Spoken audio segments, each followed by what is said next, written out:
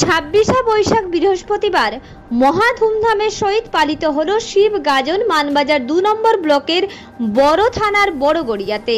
প্রথমে উপবাস থেকে সকালের দিকে সমস্ত শিব ভক্তরা পায়ে হেঁটে বড় নদীর ঘাট থেকে জল এনে শিবের মাথায় দেয়। অন্যান্য বছরের থেকে এবছর ভক্তের সংখ্যা অনেক বেশি ছিল বলে উদ্যোক্তারা জানান। বিকেলের দিকে মরক লড়াই ও রাত্রিতে ছৌ নাচ অনুষ্ঠিত হয়।